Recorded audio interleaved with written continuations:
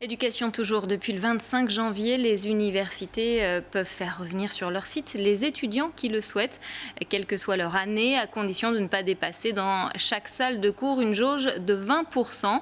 Ça, c'est sur le papier, mais dans la réalité, où en sommes-nous? Les étudiants, dont le mal-être est de plus en plus flagrant, ont-ils retrouvé leurs amphithéâtres? On fait le point ce soir avec le président de l'Université de Tours. Arnaud Giacometti, bonsoir.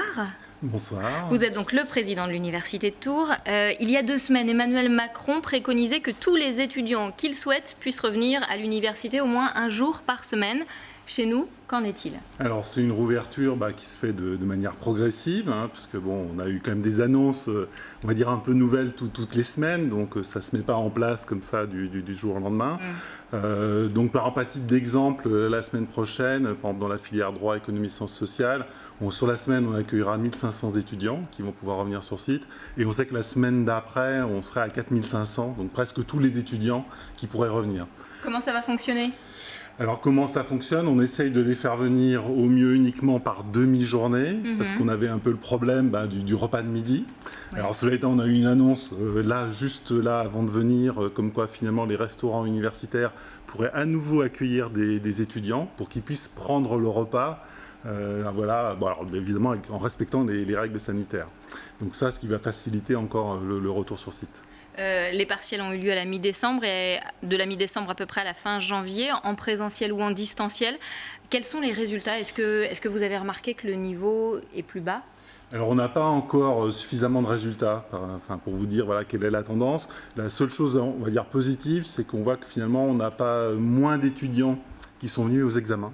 Donc même plutôt, parfois plus que d'habitude. Donc il y a peut-être là eu un peu moins de décrochage, ce qui montre qu'ils ont fait vraiment des efforts. Ouais. Maintenant, quelle sera vraiment la qualité des résultats des examens, on ne sait pas. Et plus généralement, selon vous, quelle sera la valeur de ces diplômes obtenus en 2020-2021 ? Alors moi je pense que ça ne va pas être des diplômes au rabais, c'est vrai qu'il y a des craintes par rapport à ça. Moi, mon inquiétude plutôt c'est qu'il y ait plus d'échecs potentiellement, donc ça on le saura déjà on va dire à la mi-février. Mais je pense vraiment pas de diplôme au rabais.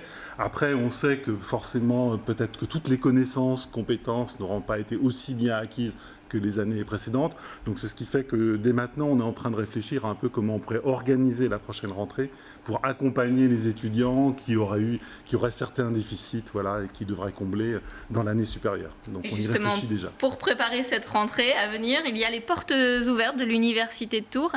Elles auront lieu dans une semaine, le 13 février, c'est un samedi.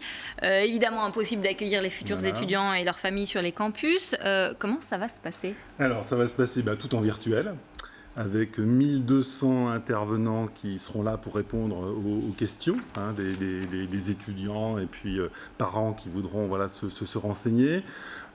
Donc c'est un peu un événement pas facile à organiser, mais on fait tout notre possible pour que ça se passe au mieux. Et même dès lundi, on commence à avoir des lives sur YouTube, sur des thématiques précises, Parcoursup, accueil en médecine, en droit. Donc ce sera à partir de 18h30. Comment ça marche? On se connecte sur le site universitaire Alors l'adresse c'est jpo.unif-tours.fr et je pense que là après on est bien guidé, on est très bien guidé.